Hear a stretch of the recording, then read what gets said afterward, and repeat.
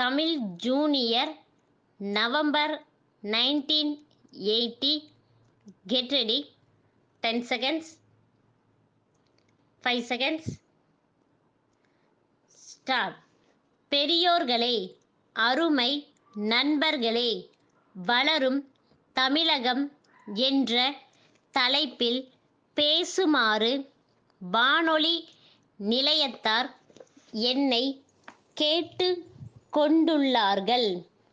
தமிழகம் வளருகிறது, வளர்ந்து கொண்டிருக்கிறது என்ற எண்ணத்தின் அடிப்படையில் இந்த தலைப்பு தரப்பட்டுள்ளது. இதில் எனக்கு ஐயமுண்டு. தமிழகம் முன்னேறுகிறது என்பதில் ஓரளவு தான் உண்மை இருக்கிறது. ஆழ்ந்து சிந்தித்தால் குறைபாடுகள் நமக்கு புலனாகும். ஒரு பகுதி மக்களின் முன்னேற்றம் நாட்டின் முன்னேற்றம் ஆகிவிடாது.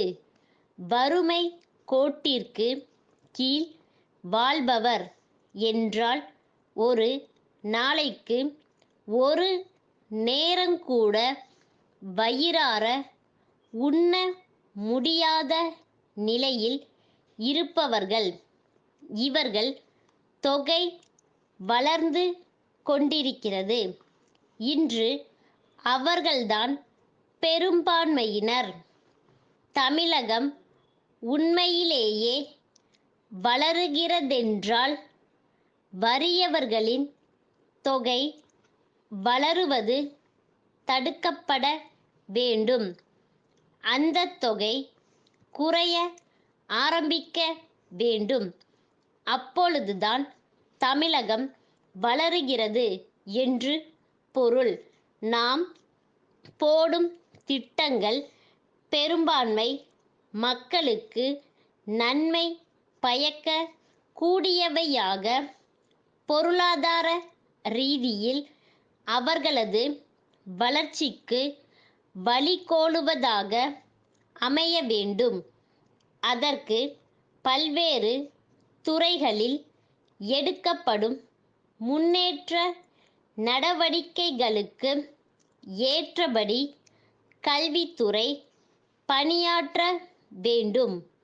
சமூக மாறுதல்களுக்கு, முன்னேற்ற நடவடிக்கைகளுக்கு உதவும் சாதனங்களில் கல்வி மிகவும் வலிமை வாய்ந்த ஒன்றாகும். கல்வி, கலை, கலாச்சார துறைகளில் எடுக்கப்படும் முற்போக்கு நடவடிக்கைகளின் மூலம் தமிழ் சமுதாயத்தை வலிமை வாய்ந்ததாக ஆக்க முடியும். நாம் செய்கின்ற நல்ல காரியங்களின் பயனை பெரும்பான்மையான மக்கள் அடைய வேண்டுமென்று உண்மையிலேயே நாம் விரும்பினால் அவர்களை எழுத்தறிவற்றவர்களாக வைத்துக் கொண்டிருப்பது நியாயமல்ல, முறையுமல்ல.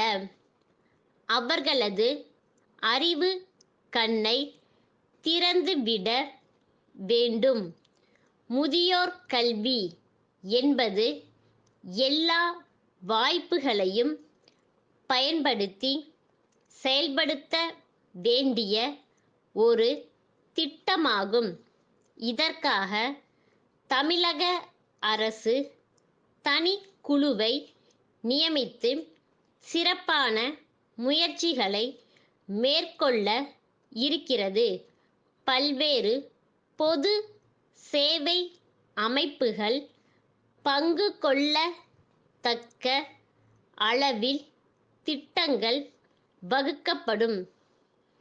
ஆயிரக்கணக்கான ஆண்களும் பெண்களும் இப்புனித இயக்கத்தில் பங்கு கொண்டு மிக சிறந்த நாட்டு பணியாற்ற முன் வருவார்கள் என்ற நம்பிக்கை எனக்கிருக்கிறது.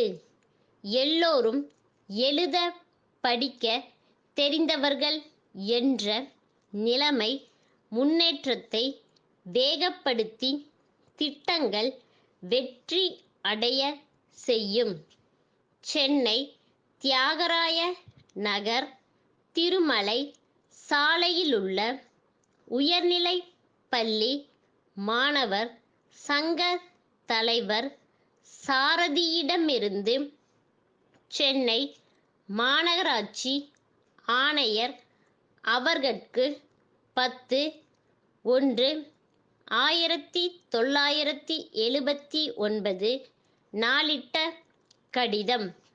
அன்புடையீர், நான் ஒரு முக்கிய பிரச்சனை குறித்து தங்களின் கவனத்திற்கு கொண்டு வர விரும்புகிறேன்.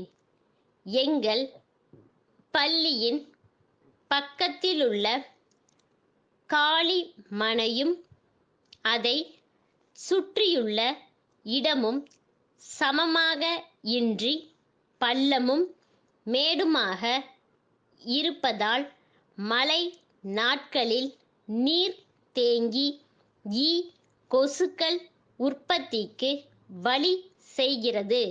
விடுதியிலுள்ள மாணவர்களுக்கு இரவு நேரங்களில் கொசுக்களின் தொல்லை தாங்க முடியவில்லை. எவ்வளவுதான் தடுப்பு வழிகள் மேற்கொண்டாலும் அவற்றை கட்டுப்படுத்த முடியவில்லை.